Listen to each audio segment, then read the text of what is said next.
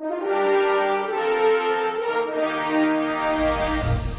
morning, Britain. Extra tutoring sessions for some pupils, but plans to extend school hours are postponed as the government unveils its £1.4 billion COVID rescue plan for children. Head teachers say it's hugely disappointing. The Prime Minister's under pressure to stick to the roadmap out of lockdown after no COVID deaths were recorded yesterday for the first time since the pandemic began.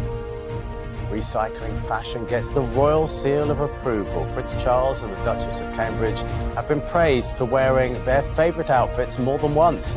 Pussycat doll Kimberly Wyatt tells us why ending fast fashion and going green is good for your wardrobe. And breaking barriers as Anne Boleyn. Actress Jodie Turner-Smith reveals why her radical re-imaging of one of history's most famous queens was met with some resistance.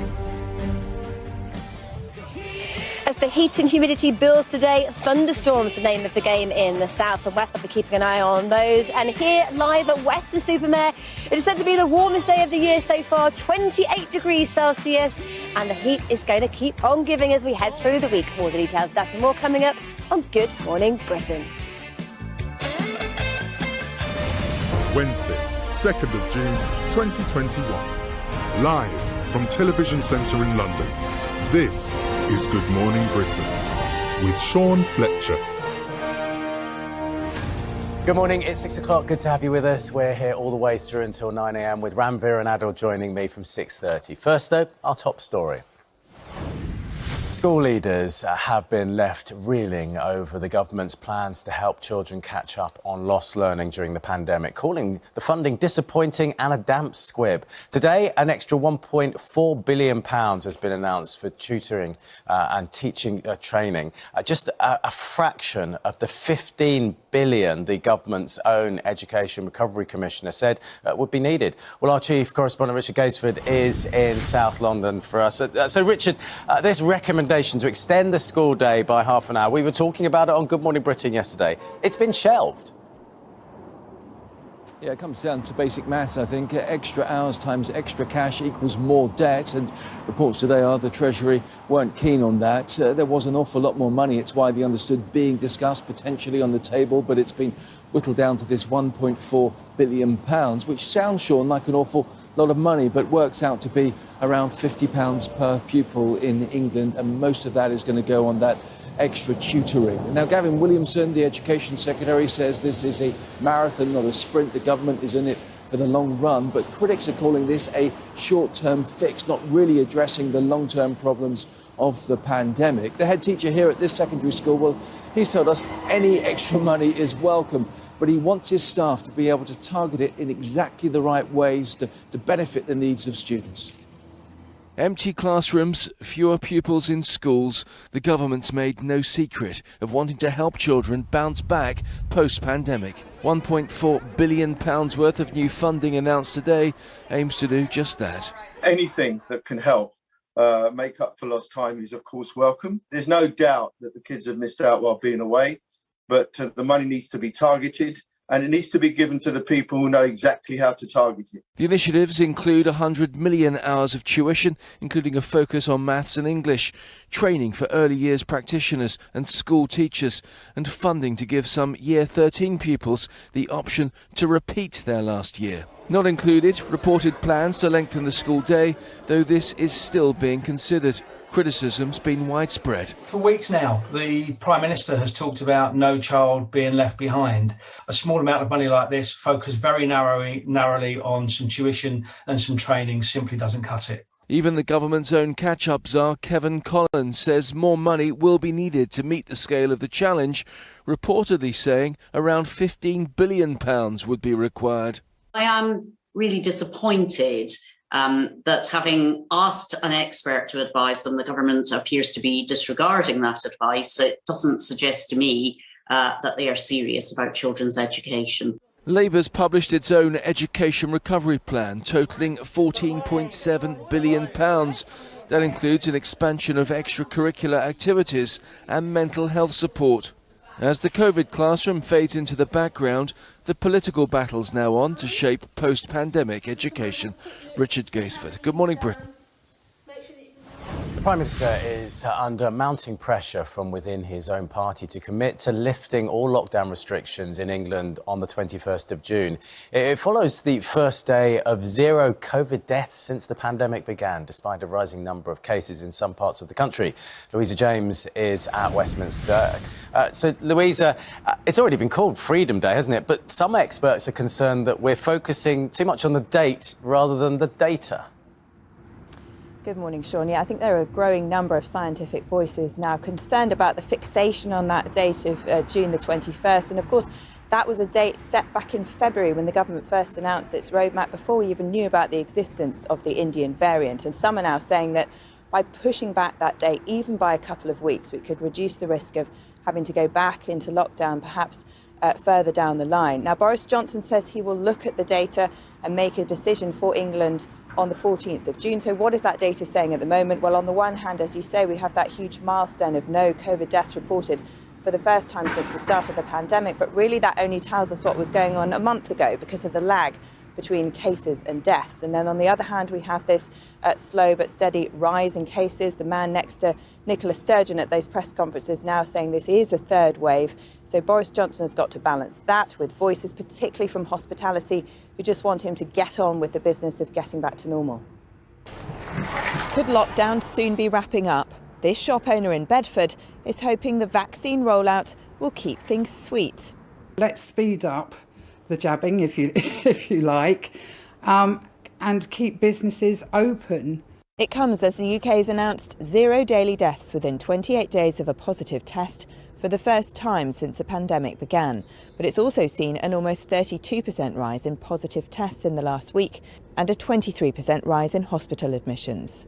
Figures like that mean some Scottish businesses, such as Softplay, won't now be allowed to reopen as planned. Many public health experts are warning that the UK could, and I stress could, now be at the start of a third wave of the virus. I think the obsession with 21st of June is perhaps mistaken. If you have to push back by a week, it's better to push back by a week and be able to vaccinate thousands more people. But many in the PM's own party say after a year of restrictions, the clear effectiveness of those vaccines means there's no time to waste. I don't think we're helped by lots of scientists running to the radio station saying, it's all going to end in tears. We need to have evidence for that. In the meantime, let's go on with the 21st. We need to open up. As trials begin on giving a third booster jab, the Health Secretary is expected to announce that by Wednesday, 75% of UK adults will have had their first dose, with the race between variants and vaccine looking tighter than ever. Louisa James, Good Morning Britain.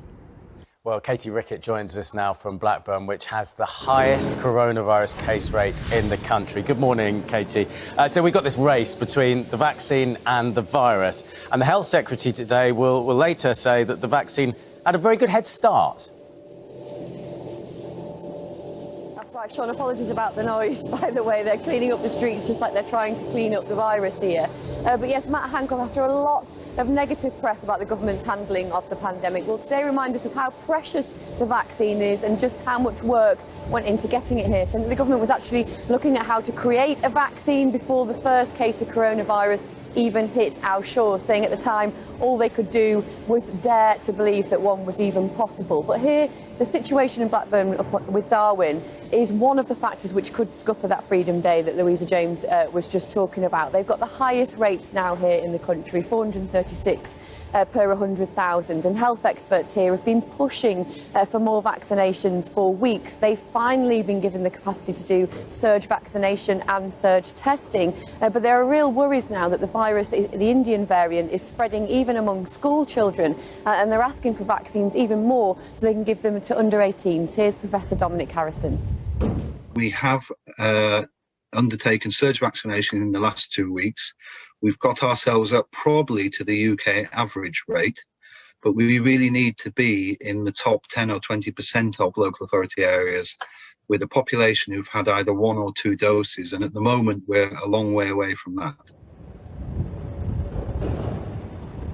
Well, Matt Hancock's speech is part of the G7 summit, and it's looking at improving confidence in the vaccine, not just here but across the world. You have to remember, although these variants are now being given fancy numerical names, this was still named the Indian variant, and until vaccination in India is up there and everywhere else in the world, there are always the risks that other variants could come across from other parts of the globe. And campaigners are pushing the government not just to increase confidence in these other countries, but also to increase supply. Apparently, G7 countries are 77% more likely, people in G7 countries are 77% more likely to be offered a vaccine than those in the really poor areas. So a reminder of perhaps how lucky we are to have this vaccine, but also how a long way there is still to go with this global pandemic.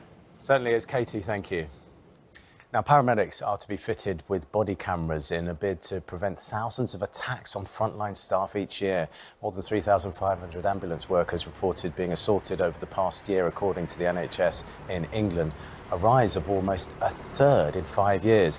The new equipment will be made available to all of England's ambulance trusts by the end of the month. 6 people have been arrested on suspicion of murder after a 14-year-old boy was chased and stabbed to death in Birmingham. West Midlands Police said the suspects, aged between 13 and 38, were all detained within the space of a few hours on Tuesday. Officers have previously said there is nothing to suggest the stabbing was racially motivated, but have since added that they are keeping an open mind. Now, Gareth Southgate is preparing to enter the European Championship without Harry Maguire and Jordan Henderson, despite including the injured pair, in his final 26-man squad. The England manager trimmed 6 players from last week's provisional pool as the team heads into its first Euro 2020 warm-up friendly against Austria tonight. Jonathan Swain is at the Riverside Stadium. And Jonathan, well, you were at the announcement. How did you sense Gareth Southgate was feeling ahead of the start of the tournament next week? Well, Sean, let's just stop for a moment, shall we? Because we have some football tonight, we have some fans, and there's a bit of hype now, isn't there, building around the England team. So, yes, things are really starting to get back to normal, aren't they? England do stand a good chance when the European Championships finally kick off. Wales and Scotland, of course, are in it. They won't mind all the chat perhaps being about England, because those two teams too have been training hard over the last few weeks, and they have matches tonight in Europe as well. But let's not get carried away, because these are just friendlies tonight. It is a chance for the managers to see the players finally in action, particularly Gareth Southgate as well. He's kind of putting pressure on himself regards the tournament, saying that anything less than a semi-final place will be considered a failure. Well, I was at the launch for the squad announcement yesterday, and England even had a video to go with it. I'm self-isolating but still feel the community. This is what it's all about. Yes, it's the players, but it's their connection with the fans, the communities and the nation. Rap and grime artist Wrench 32 is helping to kick things off for the England team with this rallying call. Now we know the nation has the courage to encourage us. So the final squad has been chosen and the sun is shining while they train in the northeast. They have the talent, but I asked Gareth Southgate, do they have that special connection that great teams often have to achieve success? There's so many little interlinked groups of players. They socialise a lot when they're not with England. They keep in touch on social media. They're proud to be part of this England club, if you like. We've built an atmosphere, and it's credit to the players that it feels like a club. But not everyone made it. Jess Lingard was one of the few surprise omissions, but the players that haven't made the final squad have decided to stay and support the team. The England manager also faced lots of questions about taking Trent Alexander-Arnold to the tournament. He's known for a couple of weeks, so I'm bemused by some of the stories overnight, really. We'll hear a lot of hype over the next few weeks. Wales and Scotland, though, may quietly benefit, with videos and songs urging England to get behind the nation. Jonathan Swain, Good Morning Britain. Right, let's take a look at the weather with Laura in Weston-super-Mare. And I'm sure yesterday you said it's going to rain further west in the country today, didn't you, Laura? Yes, thunderstorms are the name of the game, and they're down that way. They're in Cornwall at the moment. I'm going to be keeping my eyes on them. But can I just say I'm just so excited to be at the seaside. I know it's half term, the weather's finally turned, the sun is shining, people have been heading to beaches. It just feels so nice to get the seaside fresh air on your face. The Weston-super-Mare here is one of the highest tidal ranges in the whole world. The sea has gone out so far. Low tide is around about 15 minutes time or so, but after that the sea will come back in again, and we're even hoping to see some donkeys later on this morning. But let me tell you, it is fine, it is dry at the moment, but yes, thunderstorms are on the way. But it's the big name of the game was looking at our stats. So yesterday the Met Office announced, looking at all the stats from May, how record-breakingly wet it was. And we know now it's the fourth wettest May the UK's ever recorded, the wettest for Wales, the wettest May they've ever recorded. And it looks as though it's the wettest May we've seen since 1967. 40 records were broken right across the country. The longest standing one was in Powys in Wales, a 128-year record of the wettest May they've ever recorded. But what a difference a few days makes. It's that jet stream has shifted its way northwards. We're on the dry side and the warm side of it, and temperatures are set to climb yet again. Today peaking at 28 degrees Celsius. So while many of us can't travel at the moment, we don't need to, because we are hotter than Miami, we are hotter than Athens, we are hotter than Greece, we're hotter than Ibiza, and we are hotter than even Portugal, where many people are actually jetting off on their holidays. So some welcome news that we are warmer than all those holiday hotspots. But weather-wise today, it is sunshine and then thunderstorms. At the moment, it is dry for the majority of the UK. Low cloud and mist again rolled in through those northern and eastern coasts, but there's showers and thunderstorms making their way through Cornwall. And as we head through the day, they'll head to Devon here later on this morning. Then they'll head towards South Wales, the Midlands by around about lunchtime, Northern England this evening, and Scotland overnight tonight. But we still hold on to that warmth and the humidity, and top temperatures widely into the mid-20s, potentially 28 in the south and east. So if you are heading to the seaside, these live drone shots show you exactly why, because it is absolutely beautiful. Don't forget your sun cream, Sean, because everybody is at risk of getting burnt today with UV levels high to very high. Looks absolutely fantastic, and she's promised donkeys, so hopefully we'll get some donkeys a bit later on. Thank you, Laura. Good Morning Britain is here all the way through until 9 o'clock with Ranveer and Adil here from 6:30. They'll be debating if the school day should be extended to help children catch up on work missed due to COVID. That's after 7, plus find out what beauty trick Anne Boleyn star Jodie Turner-Smith swears by when she chats to Richard Arnold. That's at 6:25. First, let's get the news, travel and weather where you are.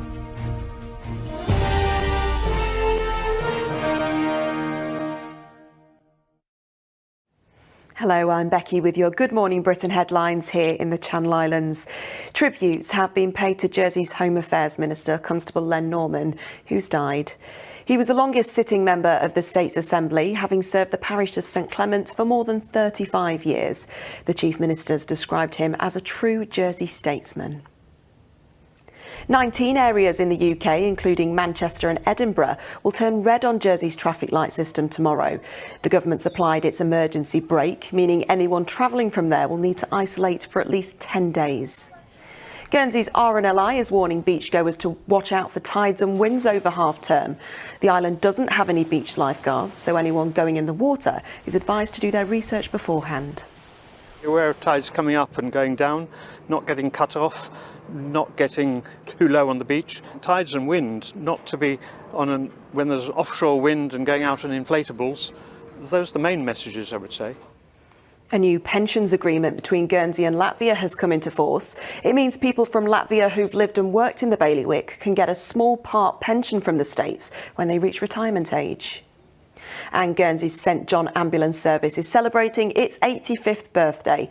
The service supported islanders during the occupation and now responds to around 5,000 emergency calls each year. Well, those are your headlines. Time for a check on the weather now. Here's Aisling Creevy.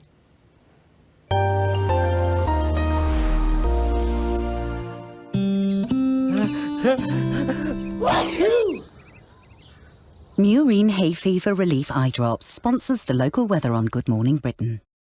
A very good morning. Well, we have a little bit of cloud around this morning. The risk of 1 or 2 thundery downpours as well over the next few hours. But temperatures will continue to climb as we head through today. There'll be much more in the way of sunshine though by the afternoon. And yet again, highs of around 20 to 23 degrees Celsius. Well, that's all from me for now, but there is, of course, more news online on our website. Just go to itv.com/channel.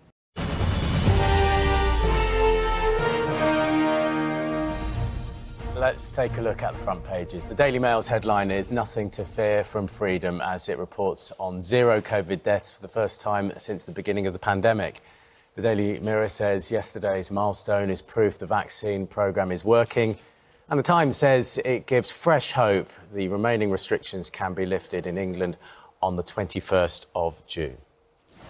Well, the CEO of NHS providers, Chris Hopson, says yesterday's milestone means the link between community infections and hospitals has been broken as COVID hotspots are recording much lower hospital admissions than expected. Well, Chris joins us now. Good morning to you.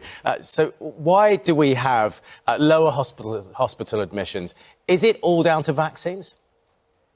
It is all down to vaccines, and it's a fantastic success story. And I think the NHS has been delighted to play a part, linking up with the scientists who develop the vaccines, but then ensuring that we get millions of those vaccinations into everybody's arms. And hey, look, Sean, talking to the chief executives that we work with in hospitals, they're really, really clear that they're seeing much lower numbers of patients coming into hospital than they've seen in the previous wave. So I was talking to the chief exec in Bolton last week, which has been much in the news, and she was saying that she had around 50 COVID inpatients compared to over the last few days, compared to 160 last November and about 140 last January, February. So we have broken the link. That's the good news. However, and there's always a however, and it's an important however, we do know that this variant, the Delta variant that was, that we know originated in India,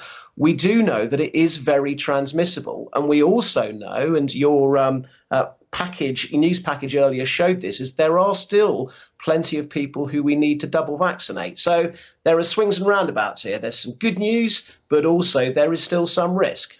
So the key here is that while community infections might go up, it doesn't equate to hospitals being overrun, which is sort of the key, and it doesn't equate to deaths. But you mentioned Bolton. Have we just got a lag time in the figures, and that maybe in 2 weeks' time we'll do this interview and we'll be saying something completely different? Well, that's why some of us are basically saying it would be great to have another week or another couple of weeks of data. But the interesting issue is in places like, for example, Bolton, the public health people there were saying yesterday that they now appear to have got over the peak of the community infection rates, and they were starting to kind of come down. There's certainly an expectation that in places like Bolton and in places like Blackburn, they have now in a sense gone through this cycle of having these rapidly increasing community infections and then effectively starting to come back down the other side. And as I've just said, the hospitalisation rates have been much lower. The other interesting thing, Sean, which is when you talk to the chief executives, what they say to you is that they're seeing the people who are being hospitalised, there are two particular features. One of them is that very few of them have had those double vaccines. So that absolutely proves on the ground the clinical effectiveness trials that we've seen. In other words, the trials said that the vaccines would be effective, and they have been. The second thing they're saying is that they're seeing that people who are coming in tend to be much younger. And the good news about that is that that means that they are people who need critical care less, and you are seeing low levels of death rate. So you've just mentioned those newspaper headlines. I suspect there might be a bank holiday and weekend effect, and we know that the mortality figures do tend to reflect that. But it is generally a sign, as I said, the fact that actually the people who are coming into hospital, they tend to be less ill, and you can treat them on general and acute wards, and they don't have to go into critical care, which when you go back to January, February, if you remember, we were having to double and triple our critical care to take account of really ill patients. Chris Hopson, really good to talk to you. Thank you very much indeed. Thanks, Sean. King Richard is here now with the latest entertainment news, and he's been catching up with former Queen of England, Anne Boleyn.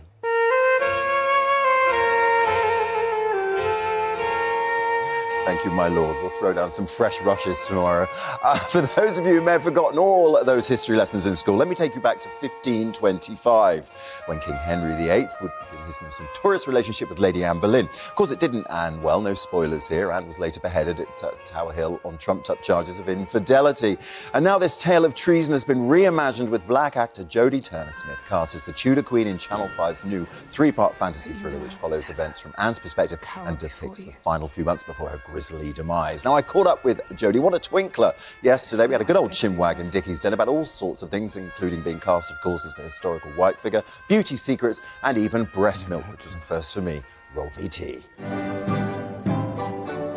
Now, Anne Boleyn herself is joining me in my shed at the bottom of my garden in North London. Is it true he doesn't visit her chamber anymore? You smell of her. The world will know my innocence. How do you plead? Not guilty. How important, as a black actor, is it for you to be given the opportunity to tell these stories? The more that we allow actors of colour to enter into roles and to be telling stories that have primarily for so long just only been inhabited by white people, the more that we're going to see that it's actually relatable to all of us. It is just absolutely brilliant to get to work with a group of women telling a woman's story. When we shift ourselves away from the male gaze and we are really focusing on female gaze, and I think that that's what was so powerful. What's your view of Meghan and her role now, and how her life has moved forward, obviously outside the royal family, and how the family itself, I suppose, and the institution can evolve? There is a lot of resistance to new things that can push that institution forward in a way that more represents the world today. I think they could have looked at this marriage and that relationship as a way to evolve and could have embraced it and embraced her fully and protected her, you know, and protected their son in a way that made him feel like he didn't need to, you know, leave. The lads and the lasses in the office want to ask me about your beauty regime. Breast milk for moisturiser, is that something we advise? I use also a serum and like I have like a vitamin E, like, you know, kind of a moisturizer, and I mix my breast milk. Like I put some aloe and I pump the serum in my hand, and then I just like take out my and squeeze it in my hand. That really was a first for me. A majestic performance, though, as Anne Boleyn continues tonight on Channel 5 at 9 p.m. Speaking of stellar turns, in other news, Academy Award winner Kate Winslet has said she refused a director's offer to edit a sex scene in which she showed a, quote, bulgy bit of belly. Now, Winslet stars as Detective and Granny Mare Sheehan in the HBO series The Mayor of Easttown, which is fantastic. And when its director offered to show her body in a more flattering light, she simply replied, "Don't you dare." Kate also sent back the promotional poster for the drama because she felt it had been altered too much and that she may not be comfortable with doing another nude scene. For the record, I'm still comfortable doing nude scenes, but no one is comfortable tuning in to see them. It's an absolutely brilliant series. Richard, thanks very much. Coming up next, Ranveer and Ada will be here in just a moment. Now, though, let's have a look at the weather with Laura. Phew, today's going to be a boiler. Boxed air conditioning. Proud sponsors of Good Morning Britain National Weather. Good morning to you from Weston-super-Mare, the seaside, the smell in the air, the beautiful sunshine. The sea is out, but many people will be flocking to the seaside today because it is yet again set to be dry, sunny and very warm. Today's top temperature could reach 28 degrees Celsius, and that would make it yet again the warmest day of the year so far. But as the heat and the humidity builds, so behind me I'll be keeping an eye out because there's a thunderstorm warning in force, and those spread across the country as we head through the day, but very hit and miss and very isolated. But we stay on the warm side of the jet stream. Temperatures stay above average for the rest of the week. A little bit of a dip, perhaps less warm by the end of the week as this sort of fresher, less humid air moves in. But for today, it's yet again a story of sunshine to start, but then a change with those heavy thundery showers later. At the moment, we have those blue skies, and yet again, mist and low cloud and fog rolled in through those northeastern coasts. That will clear as we head through the day. And with these blue skies, temperatures climbing widely up to 25 in the north, 28 degrees for the southeast of England. But those showers and thunderstorms start through southwest England, then move through South Wales by this afternoon, this evening through the Midlands, northern England, and then Scotland overnight tonight. So let's take a look at Scotland, Northern Ireland and northern England for the next 7 days, where our temperatures remain above average as we head through the week. A little dip as we head to the end of the week and into the weekend. But with our percentage chance of rainfall, it remains low. We're still under the influence of high pressure. It keeps things relatively settled. There's a low risk of seeing some rain as we head towards the end of the week, but it mostly will be light and patchy.